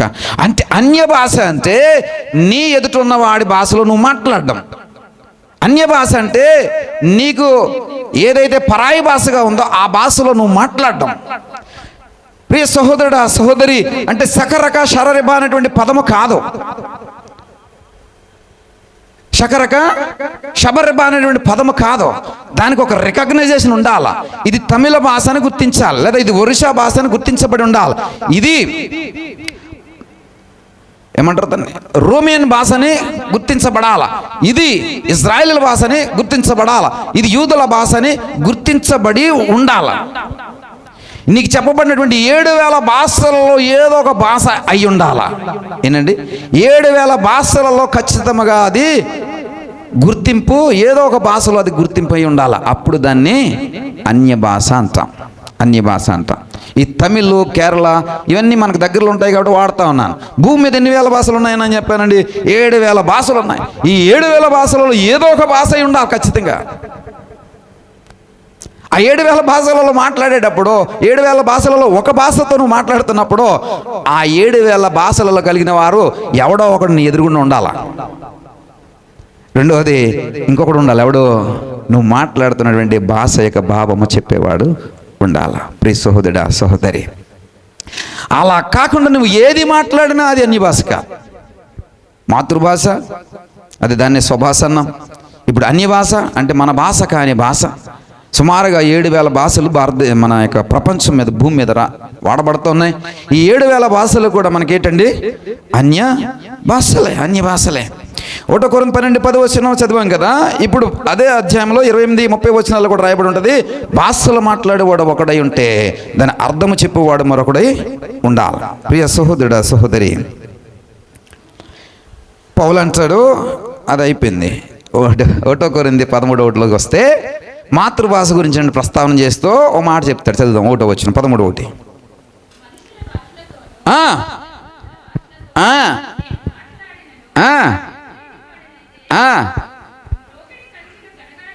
చూడండి అమ్మ, ఇక్కడ మనుషుల భాష, రెండవది దేవదూతల భాష. ఇక్కడ మనుషుల భాష అంటే ఏంటి? నేను వాక్యంలో చెప్పను, లెసన్లో చెప్తున్నాను కదా. 7,000 భాషలలో అన్ని భాషలు కూడా ఏం భాషలు అంటే మనుషుల భాషలే. అది కాకుండా దేవదూతల భాష కూడా ఉంది. దేవదూతల భాష కూడా ఉంది. అంటే దేవదూతలు మాట్లాడుకుంటుంటారు. ఈ దేవదూతలు వారు సంభాషించేటప్పుడు వారికి ఆ భాషలోనే వారు ముచ్చటిస్తుంటారు. అందులో మచ్చుకి వారు మాట్లాడే భాష కూడా మనం ఒకటి మాట్లాడుతూ ఉంటాం రెగ్యులర్గా. ఏదో చెప్పనా? హల్లెలూయా. ఇది ఎవరి భాష అండి? పరలోకపు భాష. అంటే దేవదూతలు మాట్లాడుకునే భాష. 19 ప్రకటన గ్రంథంలో రాయబడి ఉంటుంది. హల్లెలూయా అంటామ్మా. హల్లెలూయా అనగా మనం ఏమంటామ్మా? మీరేమంటారు? వెరీ గుడ్, బాగా మెలుగుగా ఉన్నారు మీరు, దేని స్తోత్రం. కానీ మనం మామూలుగా ఏమంటారు? హల్లెలూయా అని అంటారు, పిచ్చోళ్ళ మాదిరి. కానీ ఏమనాలా? స్తోత్రము లేదా దేవునికి మహిమ, దేవునికి ప్రభావము కలిగిన కాక అనాలా హల్లెలూయా. ఇప్పుడు ఎలక్ట్ అయ్యారు, దేని స్తోత్రం. మామూలుగా అయితే నువ్వు పిచ్చోడు అంటే నేను పిచ్చోడు అన్నట్టు ఉంటుంది, అవునా కదా. హల్లెలూయా అంటే పరలోకపు భాష. అది 19వ అధ్యాయం స్తుతించడం అని ఉంటుంది, దానికి పుటం మీద ఒకటని ఉంటుంది, దాని కింద దాని అర్థము హల్లెలూయా అని రాసి ఉంటుంది. అది పరలోకపు భాష. ఎవరు చూసారు ఆ పరలోకపు భాషని? దర్శనం ఉందో యోహాను చూశాడు. ప్రకటన గ్రంథం రాసినటువంటి యోహాను చూశాడు. ఇది పరలోకపు భాష. ఈ పరలోకపు భాషను బట్టి ఈ దేవదూతలు కూడా ఏం చేస్తారంటారంటే సువార్త ప్రకటిస్తూ ఉంటారు. గలతీయులకు రాసిన పత్రిక 1వ అధ్యాయం 8వ వచనం మనకు ఒకసారి చదవండి. దేవదూతల భాషల వల్ల ఏం చేస్తారట?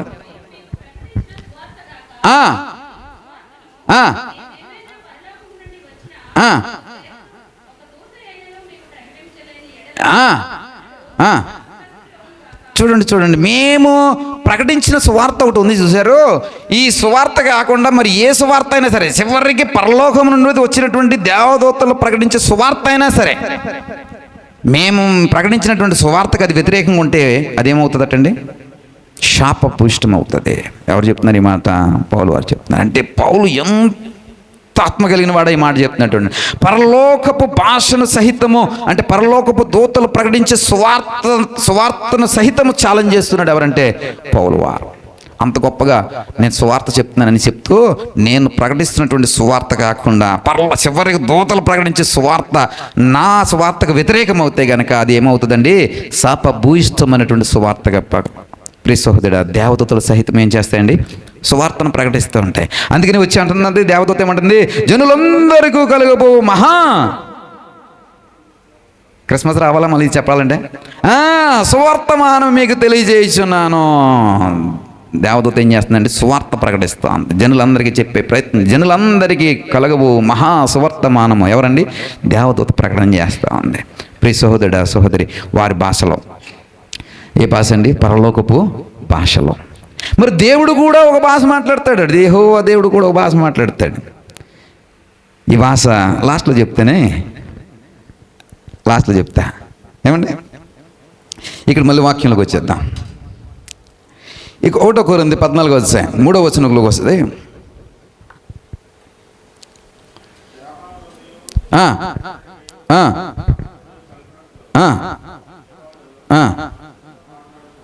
చూడండి, 2వ వచనం కూడా చదువుదాం ఒకసారి.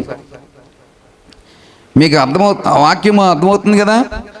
అర్థమవుతుంది అందరికీ? ఒకసారి నా వైపు చూడండి, నమ్మకం ఇంకోసారి అందరికి అర్థమవుతుంది కదా? తర్వాత చెప్పాలి, ఇదే షకరక షరరిబా అని చెప్పాలా. చెప్పకపోతే వాక్యం మీకు ఏమైనట్టు? అర్థం కాలేనట్టు అంతే. కాబట్టి మళ్ళీ ఫస్ట్ నుంచి చెప్పేస్తాను. మళ్ళీ నాకేం ఓపిక లేదు, నాకైతే బోలంత ఓపిక ఉంది. మళ్ళీ ఫస్ట్ నుంచి చెప్తాను. అది 12:30 కాదు, అంత వద్దు, ఇంకా గంట వేసుకోండి. అప్పుడు మళ్ళీ వివరించి చెప్పాలి కదా. గంట కాదు, ఇప్పుడు 1:30 అవుతుంది. కాబట్టి ఇప్పుడే శ్రద్ధగా వినండి. దేవుని స్తోత్రం కలిగిన గాక. ఎందుకనగా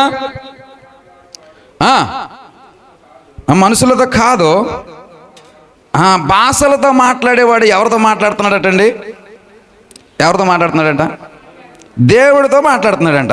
చదవండి.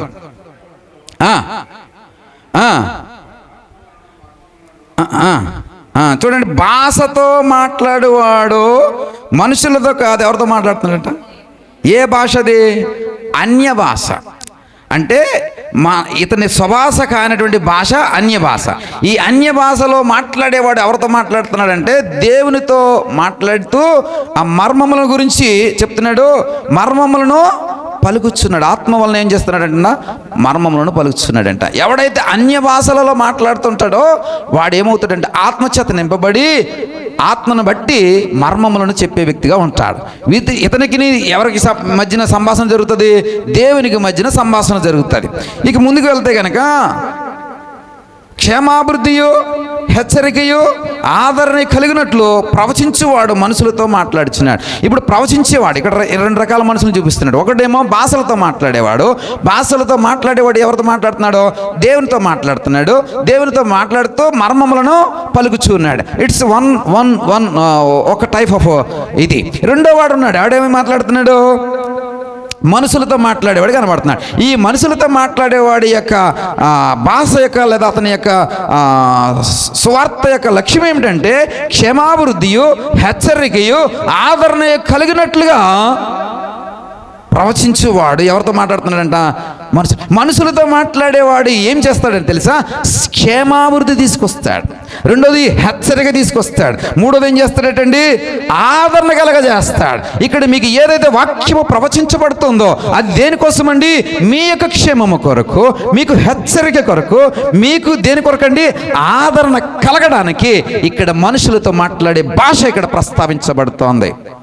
సహోదరుడా, ఇప్పుడు చెప్పండి, దేవునితో మాట్లాడేవాడు దేన్ని? మర్మములను, ఆత్మ వలన మర్మములను పలుకుతాడు.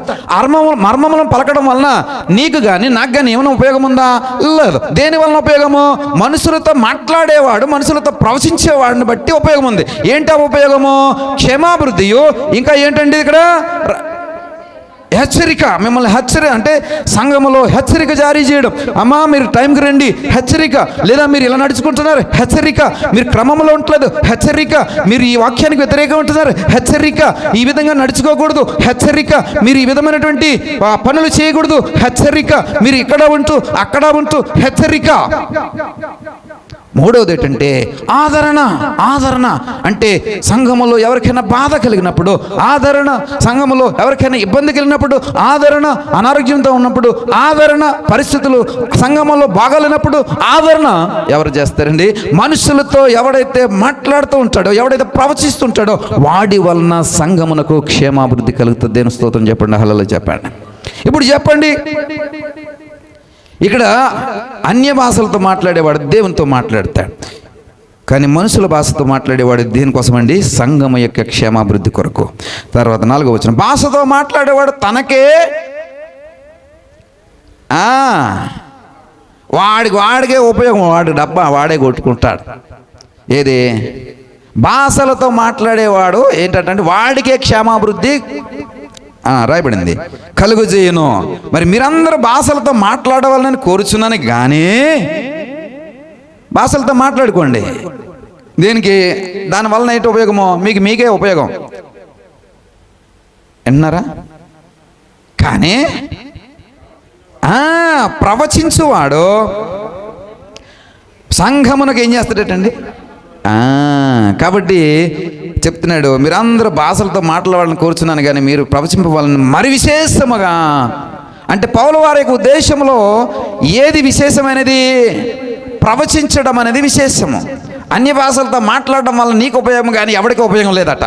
కానీ ప్రవచించడం వలన నీకు ఉపయోగం ఉంది, సంఘమునకు కూడా క్షేమాభివృద్ధి ఉంది. కాబట్టి నేను ఏం కోరుకుంటున్నానంటే మాట్లాడితే మాట్లాడండి. ఇది అన్య భాష వేరు. మళ్ళా భాష అంటే మీరు ఈ కాదు, అన్య భాష అనే పదాన్ని ఎక్కువ పెట్టుకోండి.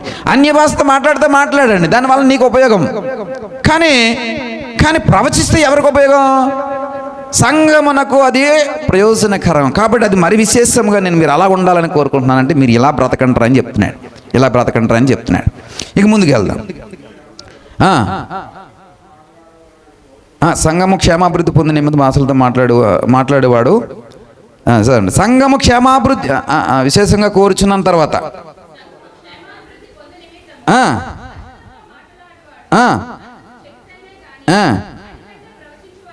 చూడండి అమ్మా, simple, very good, very good.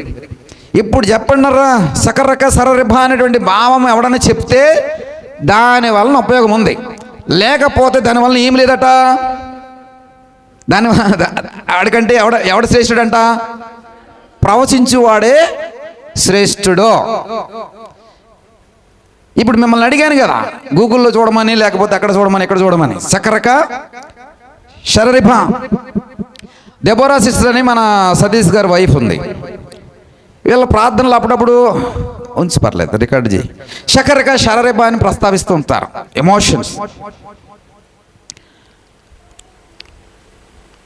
సరే, మంచిదే, వాళ్ళ క్షేమాభివృద్ధి కోసం ఏదో మాట్లాడుకుంటున్నారు. దానికి భావం ఏమో దేవుడు వాళ్ళకి చెప్పాడేమో మనకు తెలియదు, కాబట్టి కాసేపు లైట్ తీసుకుందాం కాసేపు. ఇప్పుడు మొన్న ఈ మధ్యన ఏమంటుంది భార్యతో, వాళ్ళ మనవరాలు, ఇంకా మన పిల్లకాయలు ఉన్నారు చూడండి, సిరీస్ సిస్టర్ గారి పిల్లలు ఉన్నారు కదా, అంటుంటారు. ఆ పాప కూడా ఏం చేస్తుందంట, ఇలాగే అంటుందంట, సకరక శరరిభ అంటుందంట, సరరిభ సకరిభ అంటుందంట. నా మనవరాలు కూడా ఏం చేస్తుంది ఇప్పుడు, భాషలతో మాట్లాడుతుందంట.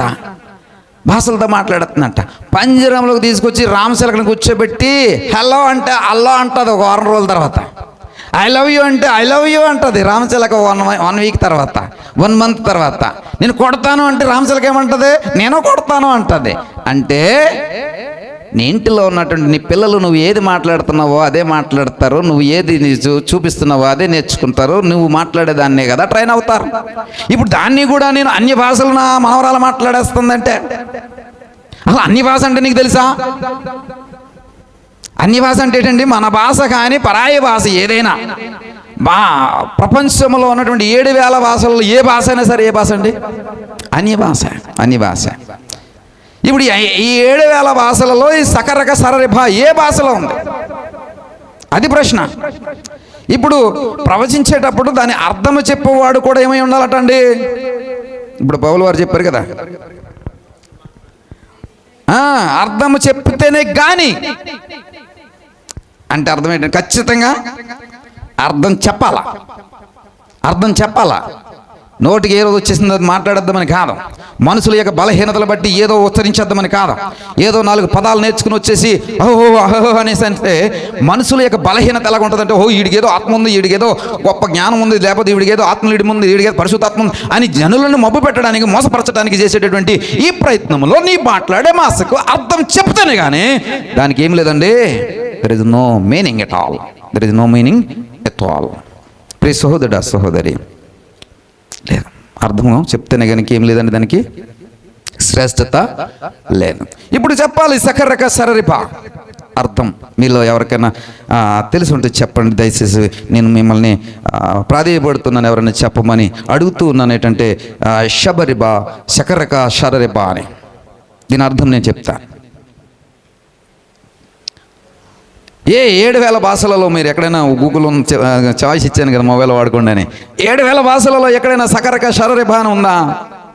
నేను కూడా నా మాదిరి ఆలోచన చేశాను ప్రియ సహోదరుడా, సహోదరి. ఇలా చెప్పాను కదా, పిల్లన గ్రోవు ఊదేవాడు ఎలా ఉండాలండి? సరిగ్గా ఊదాలా.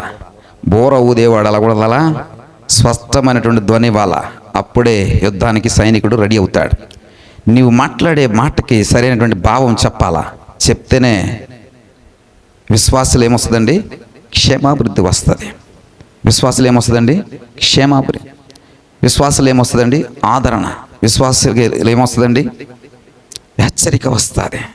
నీ అర్థం నీకే తెలియకపోతే సంఘానికి క్షేమాభివృద్ధి లేదు, నీ బ్రతుక్కి అర్థము పరమార్థమే లేదు. ప్రియ సహోదరుడా, సహోదరి, కానీ అంచె దినముల యందు మనుషులందరి మీద దేవునికి ఆత్మ కుమ్మరిస్తే మాత్రం అందరూ ప్రవచిస్తారు. అందరూ ప్రవచించడం అంటే మాట్లాడతారు, అందరూ దర్శనాలు చూస్తారు, వృద్ధులు కలలు కంటారు. ప్రియ సహోదరుడా, సహోదరి, యెషయా గ్రంథము 66వ అధ్యాయం 18వ వచనం చూద్దాం.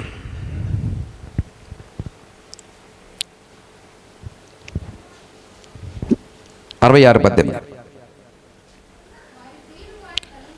అమ్మా వారి క్రియలు వారి తలంపులు నాకు తెలిసే ఉన్నవి. ఆయా భాషలు మాట్లాడే వారిని అమ్మా సమకూర్చెదను. వారు వచ్చి చూడండి మళ్ళీ చదువుదాము ఒకసారి.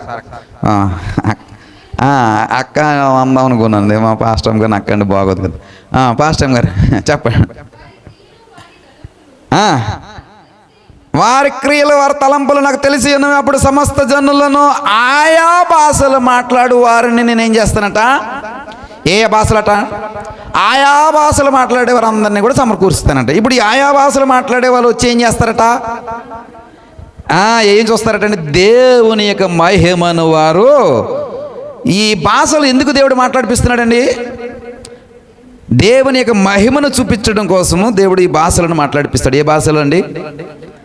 ఆయా భాషలు లేదా అన్యం. ఆయా భాషలు అంటే నీ భాష కానీ ఏ భాష అయినా సరే ఆయా భాషే. ఆయా అంటే ఆయం కాదు. తమిళ్, మలయాళం, కన్నడం, ఇలాగ ఆయా భాషలన్నీ కూడా ఎవరితో? దేవుని యొక్క మహిమను కనుపరచడం కోసం. మార్కు సువార్త 16-17 చూస్తే కనుక కొత్త భాష చదువుదాం. 16-17 మార్కు సువార్త. నమ్మిన వారిని వలన, చూడండి, అండర్లైన్ చేసుకోండి. దేనివండి? నమ్మిన వారి వలన ఈ సూచక క్రియలు కనబడతాయి. ఏ సూచక క్రియలు? ఏమనగా ఒకటి ఒకసారి కొంచెం అవకాశం ఇవ్వండమ్మా. ఒకటి ఏంటి? నమ్మిన వారి వలన మొదటిగా ఏం కలుగుతుందటండి? దయ్యములను యేసు నామమును బట్టి వెళ్ళగొడతాం. రెండవది, నమ్మిన వాడు ఏం చేస్తాడటండి? కొత్త భాషలు మాట్లాడతాడు. కొత్త అంటే న్యూ, అంటే వాడికి తెలియనటువంటి భాష. వాడికి తెలియనటువంటి భాష కొత్త భాష. అంటే నాకు సపోజ్ ఇంగ్లీష్ వచ్చు, అది తెలిసిన భాష. హిందీ కూడా వచ్చు. ఆయగా జాయేగా, ఏంటండి ఆయగా జాయేగా.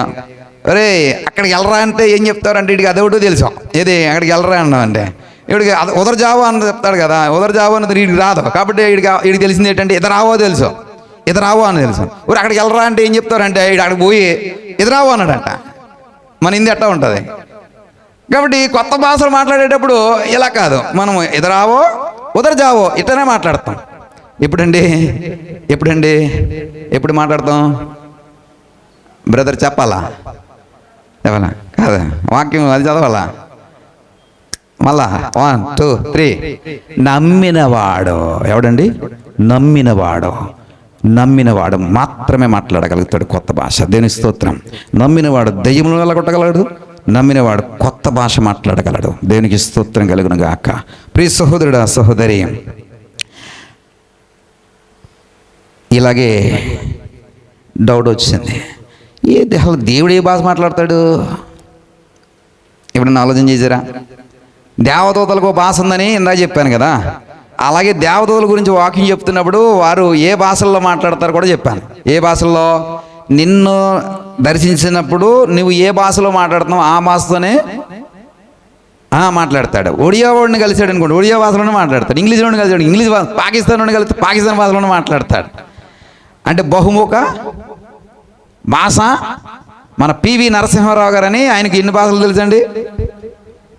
మన యొక్క భారతదేశం యొక్క ఖ్యాతిని అంతర్జాతీయంగా ఎగరవేసి ఎకనామికల్ అంటే ఆర్థికంగా భారతదేశం పుంజుకోవడానికి పునాది వేసిన వ్యక్తి ఎవరైనా ఉన్నారని మన తెలుగుడే గర్వంగా చెప్పచ్చు. ఎవరండి? పివి నరసింహారావు గారు. ఇందిరాగాంధీ కూడా చాలా భాషలు మాట్లాడేది. 9 భాషలు ఎన్నో అనర్గళంగా మాట్లాడగలిగేది. బహుముఖ ప్రజ్ఞాశాలి అంటాం. బహుముఖ భాష పరిజ్ఞానం కలిగినటువంటి స్త్రీగా. ఆ విధంగా దేవదూతలకి ఏమున్నదండి? 7,000 భాషలు ఉన్నాయి. 7,000 భాషలు కూడా మాట్లాడతారు. దీని స్తోత్రం కలిగిన గాక. భూమి మీద ఎన్ని భాషలు ఉన్నాయో అన్ని భాషలు కూడా వారు ఉచ్చరించగలరు, మాట్లాడగలరు, సంభాషించగలరు. మరి దేవుడు ఏం మాట్లాడతాడు? హెబ్రీయుల రాసిన పత్రిక 1వ అధ్యాయం 2వ వచనం. చాలా కేర్ఫుల్గా చదవండి అమ్మా. క్వశ్చన్లు అడిగేస్తాను ఒకటి దానితోటి. 1 2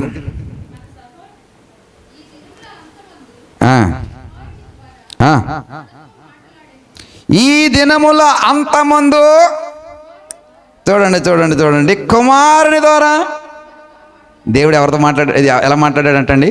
కుమారుని ద్వారా మాట్లాడాడంట. చదువుదాం. ఆ, ఆ, ఆ, ఆ, ఆ. కాదు ప్రపంచములను అంటే యుగములను నియమించును.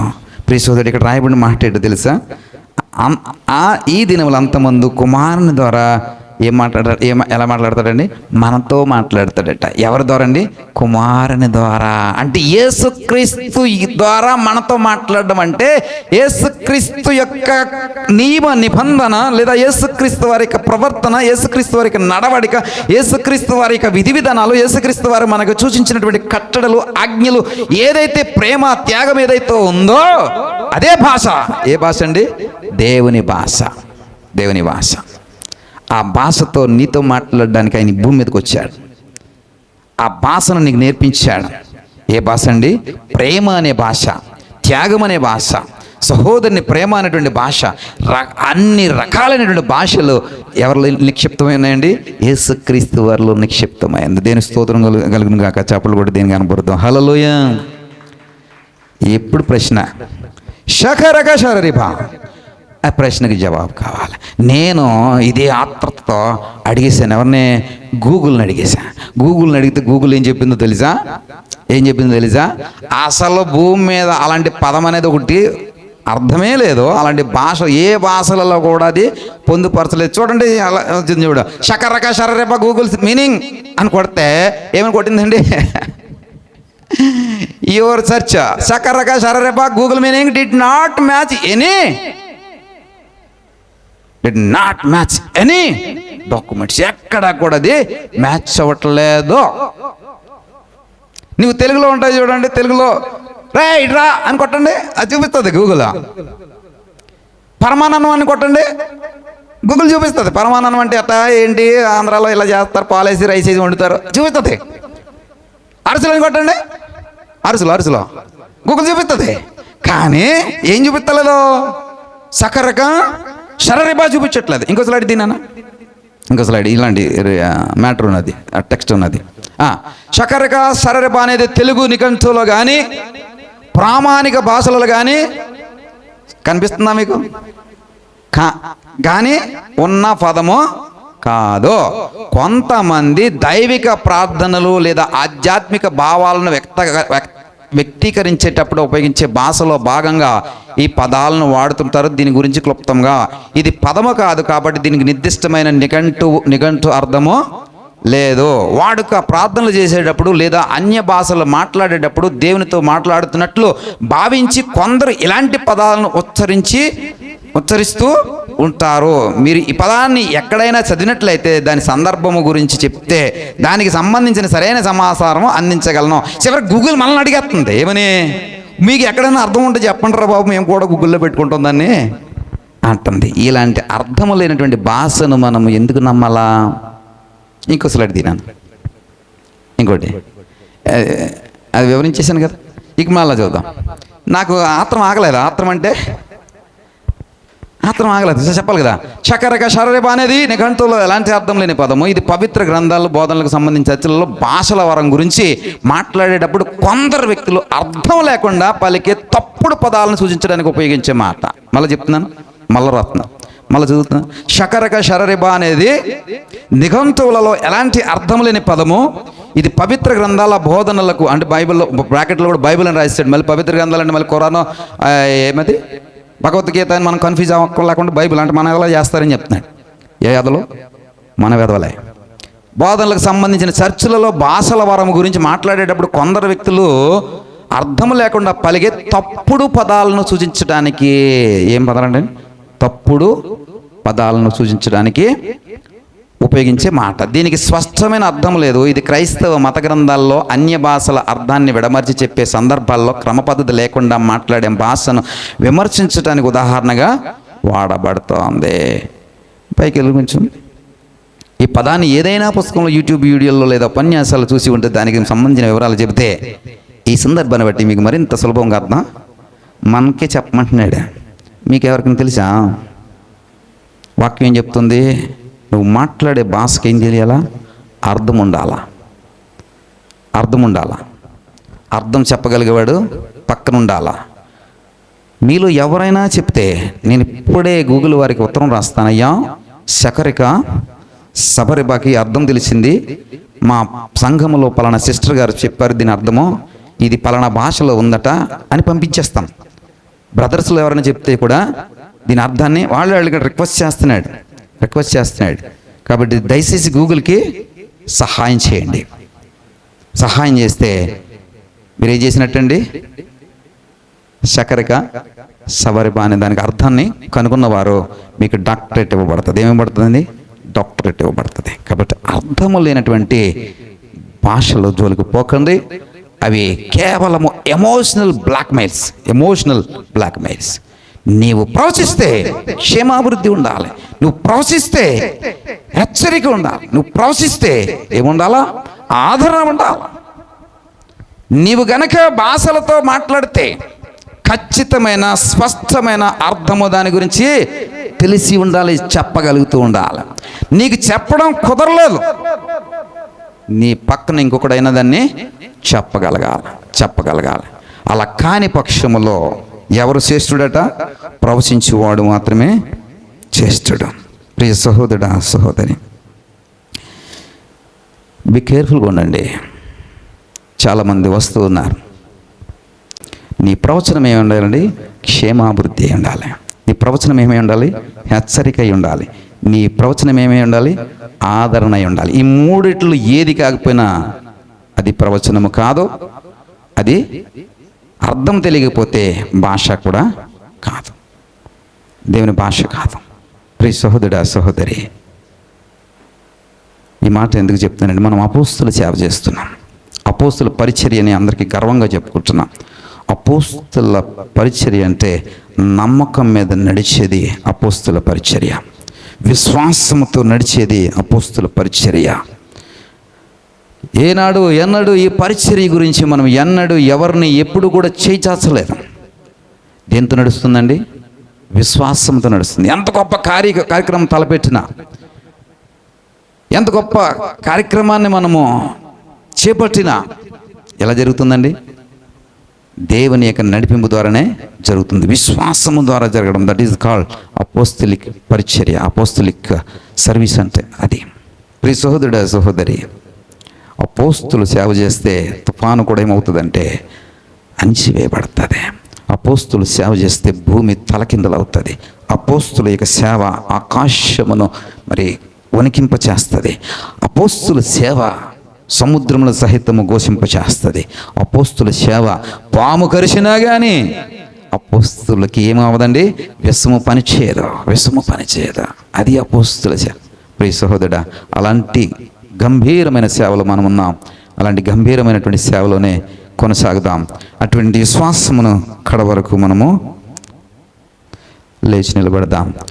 కడవరి కాలమందు ఆయన ప్రత్యక్షపరచబడెను, కాగా మీ విశ్వాసమును నిరీక్షణయు దేవుని యందు ఉంచబడి ఉన్నవి. చూడండి, మనం అక్కడ ఉన్నామండి. కడవరి కాలమందు ఆయన ప్రత్యక్షపరచబడెను, కాగా మీ విశ్వాసమును నిరీక్షణయు దేవుని యందు ఉంచబడి ఉన్నవి. ప్రియ సహోదరుడా, సహోదరి, దేవుని యందు నిరీక్షణయు దేవుని యందు విశ్వాసముతో మనం ముందుకు వెళ్ళాలి. భాషల అర్థము తెలిసిన అది ఎవరి కోసం అంటే అవిశ్వాసుల కోసమే.